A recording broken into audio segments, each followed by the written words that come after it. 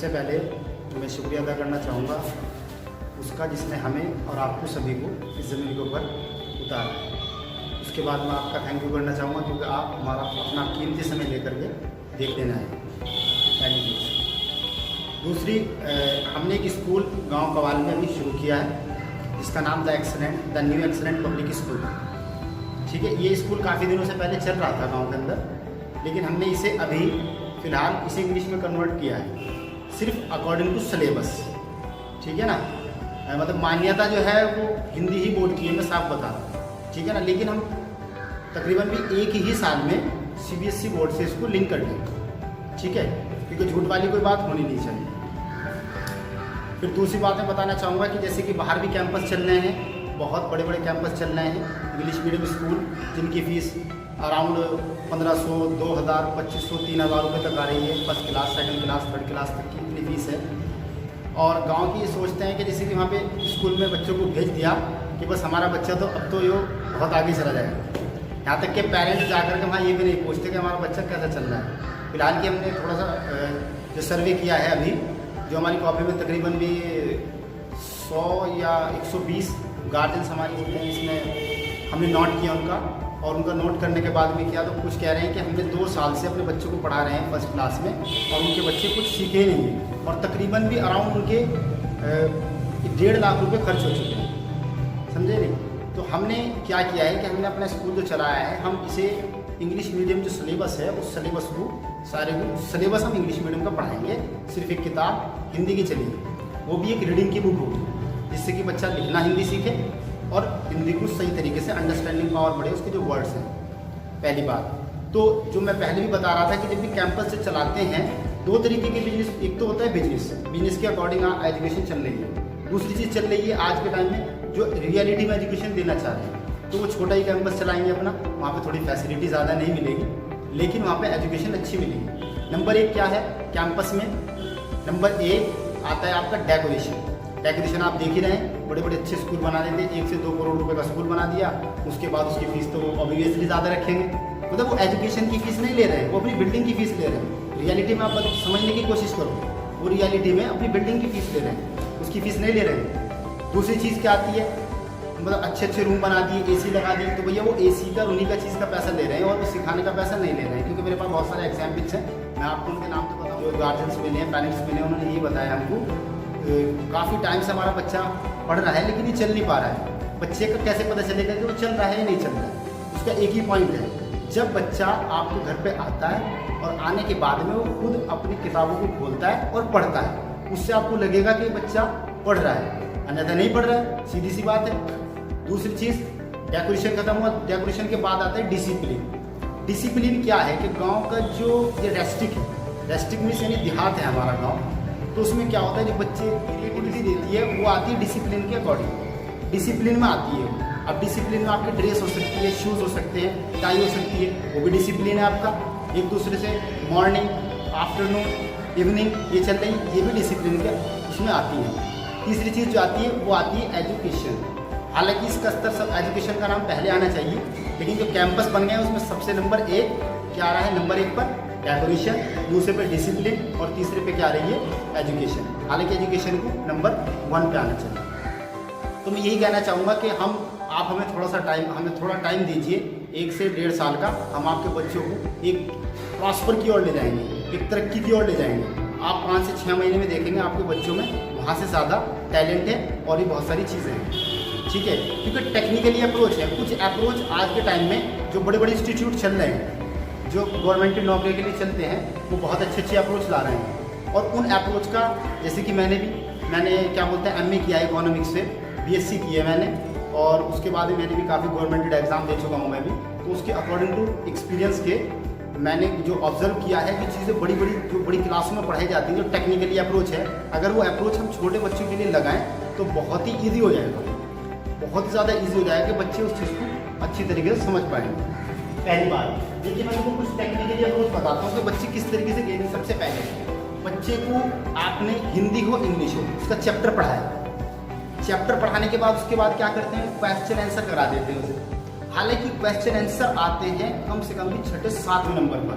अगर आप देखें क्या करते हैं कि क्वेश्चन लिखवा दिए, ये सॉल्यूशन उनका सॉल्यूशन बस उनको लिखवाए जा रहे हैं क्वेश्चन, और बच्चों को पता नहीं, बच्चा रट रहा है। जैसे कि क्या करते हैं, पूरे साल तो पढ़ते नहीं बच्चे, और जैसे एग्जाम आता है उसके बाद क्या करते हैं बच्चे कि सर मॉडल में निशान लगा दीजिए। अब मॉडल में निशान जब लग गए, कितने दिन पहले, ज़्यादा से ज़्यादा 1 महीना पहले लगे, और 1 महीने पढ़ने के लिए उन्हें कितना टाइम मिल रहा है, ताकि वो 5 से 4 दिन पहले पढ़ना शुरू किया उन्होंने। ना तो उन्होंने स्टोरी सुनी इंग्लिश की, और डायरेक्ट वे बुक के अंदर चले गए। अब बुक में तो उन्हें ज़बरदस्ती एग्जाम तो देना ही है, क्योंकि 5 दिन बाद एग्जाम है, ठीक है ना। जैसे कि बोर्ड का एग्जाम होता है, 5 दिन बाद एग्जाम है, लेकिन उस एग्जाम को वो कैसे देगा, उसकी समझ में कुछ आएगा ही नहीं। वो ज़्यादातर जो हमारी मेमोरी है, ये पिक्चराइज चीज़ों को ज़्यादा गेन करती है। हम जो इन्फॉर्मेशन गेन करते हैं वो कैसे करते हैं, पिक्चराइज करते हैं, पिक्चराइज होकर के हमारे माइंड के अंदर आ जाती है वो। तो हम क्या करना है कि हमें 4 से 5 दिन एक ही स्टोरी को बार बार बताएंगे अपने एक ही पीरियड में, तो क्या होगा, बच्चा पूरी स्टोरी याद हो जाएगी। उसके बाद क्या कराना है, उसी स्टोरी के बाद में दूसरी चीज़ आती है, स्टोरी समझ में आ गई, उसके बाद आएंगे वर्ड्स। तो वर्ड्स क्या है, वर्ड्स को हमें कैसे याद कराना है, वर्ड्स जो है टेक्निकली अप्रोच जो होते हैं उनके अकॉर्डिंग हमें वर्ड्स सिखाने हैं, समझे नहीं। जो बच्चे होते हैं, ये बताया गया साइंटिफिक मेथड से, साइंटिस्ट बताते हैं कि जो बच्चों का जो माइंड होता है वो साइंटिफिक चलता है, यानी 7 साल का जो बच्चा होता है, जो एज होती है, उस टाइम तक उसका जो माइंड होता है ना, वो पूरा बन जाता है गेनिंग के लिए, ठीक है। अब देखिए वर्ड है, ये लिखा हुआ है, ये बिल्कुल आँख से याद हो जाएगा। देखिए ये लिखा हुआ है ग्रम्पी। ग्रम्पी का मतलब होता है टेम्पर्ड, और टेम्पर्ड का मतलब होता है चिड़चिड़ापन। जी से हम याद करेंगे ग्रम, और ये रम और पी, तो गरम रम पी। हम इसे स्टोरी मेकिंग करते हैं कि एक बंदा है जो एक वाइन की शॉप पर गया, शराब की दुकान पर गया, और उसने कहा कि मुझे एक चिल्ड बियर दे दीजिए, क्या दे दीजिए, चिल्ड बियर।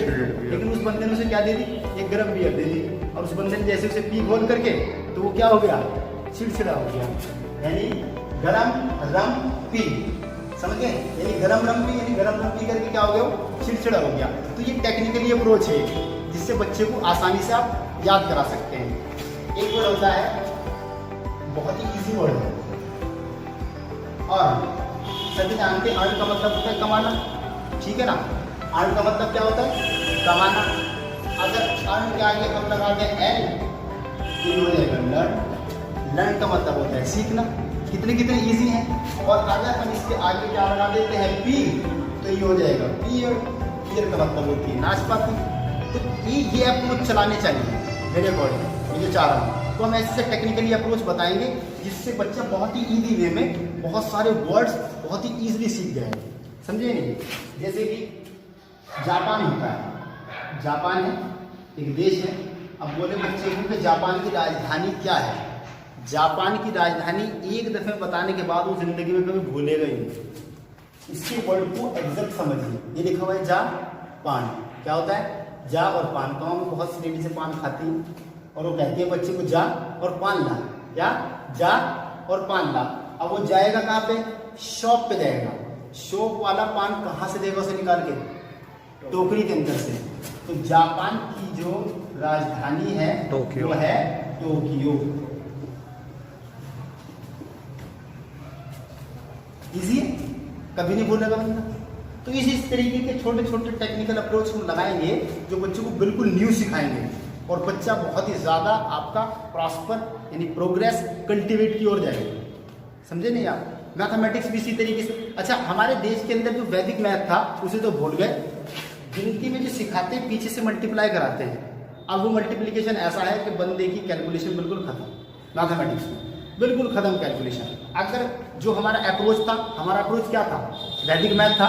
हमारे जो पूर्वज हैं उन्होंने वैदिक मैथ सिखाया ना, तो उन्हें देखो उनके अप्रोच कैसे हैं। जैसे कि बच्चे को 1 to 9 तक के नंबर सिखाते हैं, ठीक है।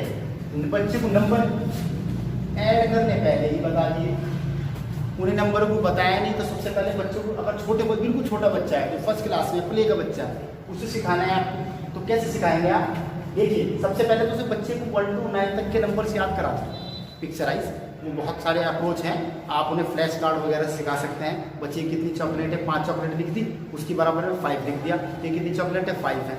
बहुत ही मतलब एक बच्चे को खेल खेल में सिखाना होता है। तो सबसे पहले हम उसे लार्जेस्ट और लोवेस्ट नंबर सिखाएंगे कि नंबर कौन सा छोटा है कौन सा बड़ा है। जब बच्चा छोटा और बड़े नंबर दोनों सीख जाएगा तो फिर उस बच्चे को ऐड करना सिखाएंगे।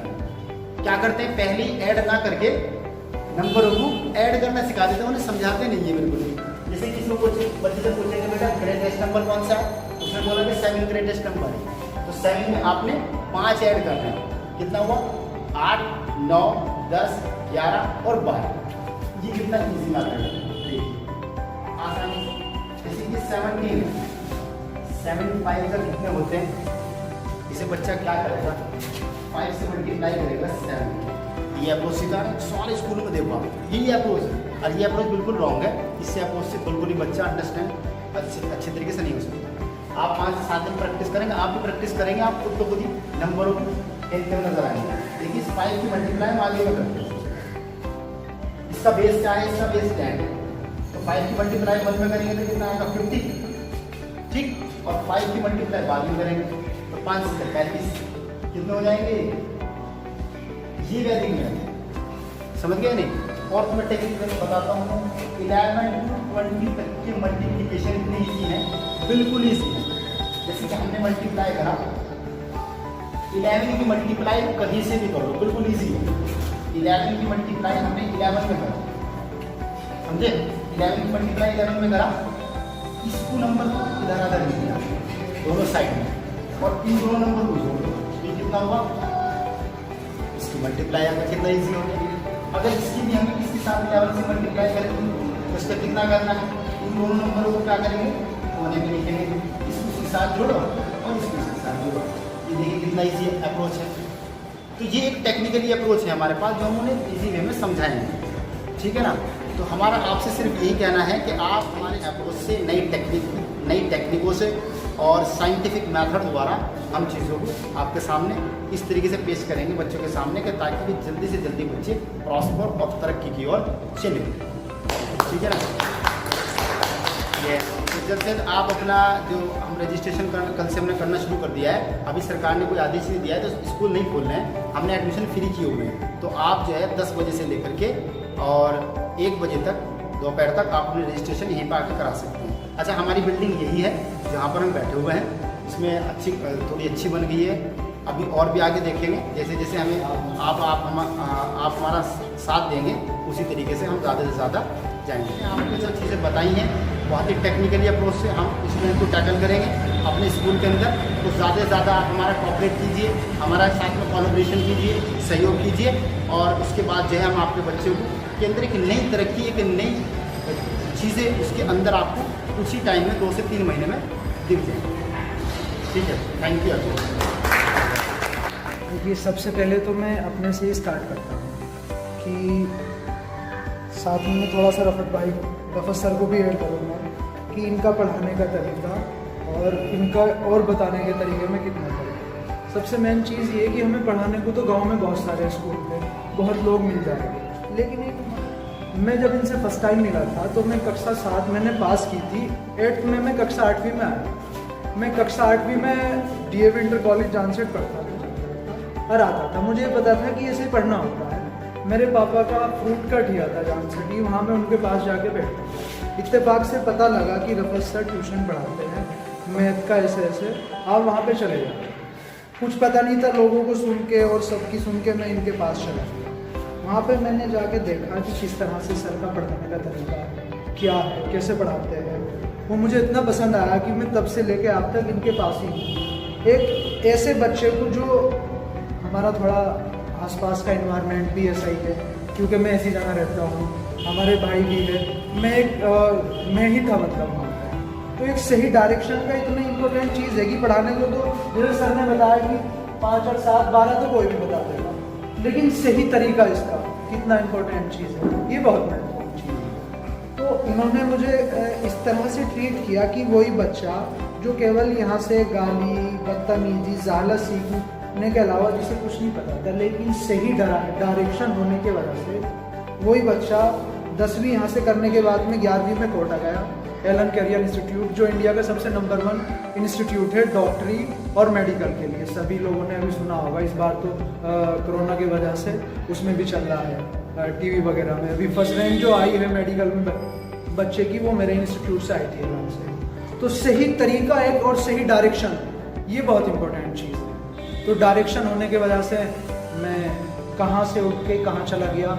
अगर सर का ना साथ होता और सही डायरेक्शन ना होती तो मैं पढ़ता, तो मैं 12वीं कर लेता या मैं BA कर लेता, लेकिन जो एक विकास हुआ है, मानसिक विकास, और साथ साथ चीज़ें पता लगी, वो ना पता लग पाती। तो सबसे मेन चीज़ तो बहुत सर का शुक्रगुजार ये है कि इतने कम पैसों में, कम सुविधाओं में यहाँ पे ये चीज़ ये उपलब्ध करा पाए।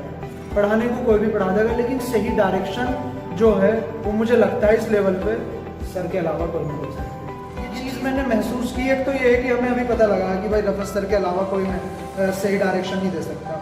जब मैं गया वहाँ पे कोटा तो बहुत अच्छे अच्छे टीचरों से पढ़ा, इंडिया की टॉप फैकल्टी पढ़ाती थी, कुछ विदेश से भी टीचर आते थे जो हमारी मंथली या वैसे क्लास लेते थे, अमेरिका से या इधर से। वहाँ पे जो मैंने, वो भी हमें बताते थे आगे बड़ी बड़ी चीज़ें। वहाँ पे जो मैंने फ़र्क महसूस किया, तब मैं कंपेयर कर पाया कि रफत सर के में और कि इनमें कितना फ़र्क है। तो इसलिए मैं अपने पूरे एक्सपीरियंस से कह रहा हूँ कि सबसे बेस्ट ऑप्शन जो है गाँव में और आसपास भी, वो सर है हमारे। तो ज़्यादा से ज़्यादा लोग सर के साथ सहयोग करें, कोऑपरेट करें। थोड़ा बोलना मुझे आता नहीं, इसलिए चीज़ें सही ढंग से नहीं बोल पा रहा, लेकिन आप सब मेरे भाई बैठे हैं तो भावनाएं समझ गए सही बात कि ये मेन चीज़ है।